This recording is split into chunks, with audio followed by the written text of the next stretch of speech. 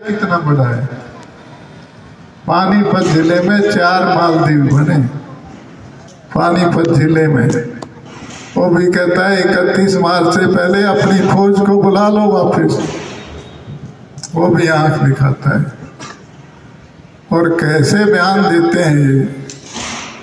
देश का विदेश मंत्री पार्लियामेंट में कहता है कि हमारी 1 इंच भी जमीन चीन के कब्जे में नहीं है। और अगला ही सेंटेंस बोलता है हमने चीन को 2 टूक कह दिया है कि जहां सितंबर में थे वहीं वापस चले जाओ। आप पहला सेंटेंस तो कह रहे हो हमारे देश की 1 इंच भूमि भी कब्जे में नहीं है, और दूसरा कह रहे हो कि जहां सितंबर में थे वहीं चले जाओ। अगर आपकी जमीन पे कब्जा नहीं है तो सितंबर में कहाँ थे? खुद सेंटेंस। वित्त मंत्री कहती है रुपया कमजोर नहीं हुआ, डॉलर मजबूत हो गया। यानी आपका लड़का कुश्ती में हार जाए और आप कहो मेरे वाला बोलता नहीं था, अगला ठाडा था इसलिए मेरा। ये कैसी बातें आप करते हो देश के सामने। मैं इनको झूठा नहीं कहता, सच ही बोलते होंगे। 15-15 लाख की कह के लेके गए थे ना। कुछ लोग कहते हैं ये झूठे हैं। नहीं भाई, आए होंगे।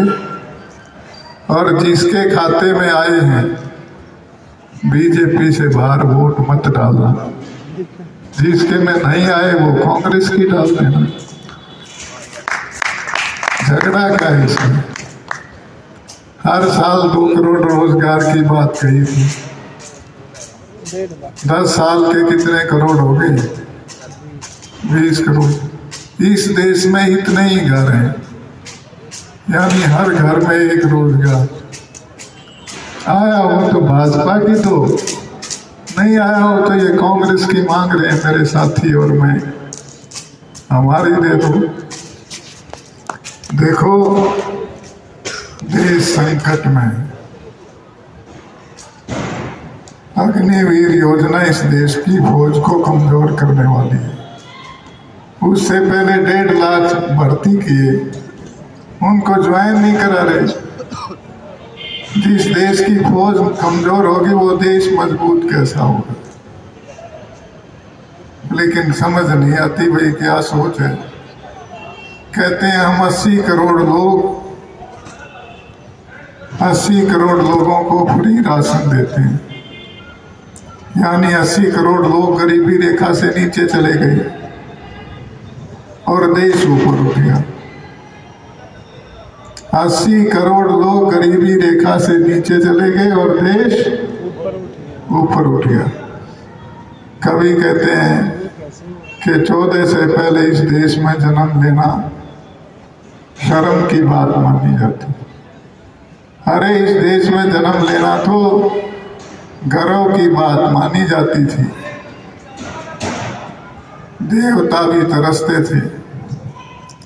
मैं 8 लाइन आपको बताता हूँ। राम प्रसाद बिस्मिल और अशफाक उल्लाह 2 क्रांतिकारी हुए। 1927 में फांसी आई। दोनों शाहजहांपुर के थे, दोनों शायर थे। अशफाक उल्लाह डायरी लिखता था।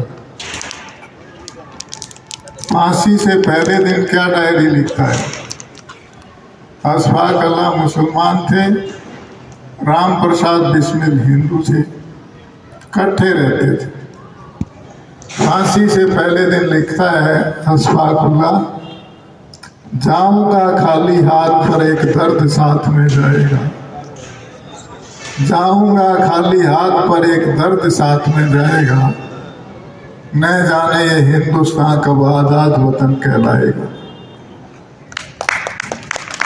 बिस्मिल हिंदू है, गहराई से पकड़ना मेरी बात को। बिस्मिल हिंदू है, कहता है फिर आऊंगा, फिर आऊंगा, फिर आकर ये भारत माँ तुझको आजाद कराऊंगा। जी चाहता है मैं भी कह दूं, जी चाहता है मैं भी कह दूं, पर मजहब से बंध जाता हूँ। मैं मुसलमान हूँ, पुनर्जन्म की बात नहीं कर पाता हूँ। गर खुदा अगर मिल गया कहीं तो अपनी झोली फैला दूंगा और उससे जन्नत के बदले यहाँ पुनर्जन्म ही मांगूंगा। या तो जिस धर्म में पुनर्जन्म की कोई विचारधारा नहीं है, उस धर्म के लोग भी जन्म लेने के लिए तरसते थे। आप कह रहे हो 14 से पहले शर्म की बात मानी जाती। गांधी, सुभाष, भगत सिंह, दयानंद, ये छोटे आदमी थे क्या? आपस में लड़ा देते हैं।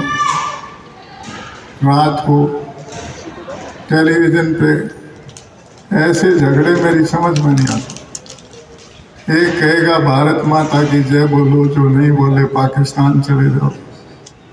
दूसरा कहता हो ऐसी मैं नहीं बोलूँगा, जय हिंद बोलूँगा, हिंदुस्तान जिंदाबाद नहीं बोलूँगा। हिंदुस्तान जिंदाबाद बोलूँगा, भारत माता की जय नहीं बोलूँगा। भारत माता की जय अंग्रेजों भारत छोड़ो ये गांधी जी का नारा था। जय हिंद सुभाष का नारा था। हिंदुस्तान जिंदाबाद क्रांतिकारियों का नारा था।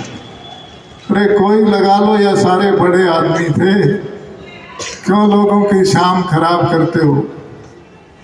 मुर्गे की तरह लड़ा देते हैं आपस में। लेकिन अब आपको इस विचार को, फौज को किसी कीमत पे कमजोर नहीं होने देना। मैं इसलिए कहता हूँ प्रजातंत्र खत्म हो जाएगा धीरे धीरे। ये जो वोट का राज है, इसी रास्ते पे देश चलता रहा। किसने दिया ये अधिकार? 1947 में हिंदुस्तान आजाद हुआ, किसने कराया? कांग्रेस ने।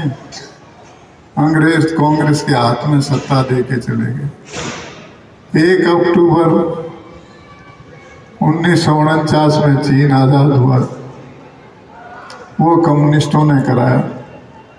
उन्होंने कानून बना लिया कि यहाँ केवल हम रहेंगे और कोई दूसरी पार्टी बनाएगा तो जेल में डाल दिया जाएगा या गोली से उड़ा दिया।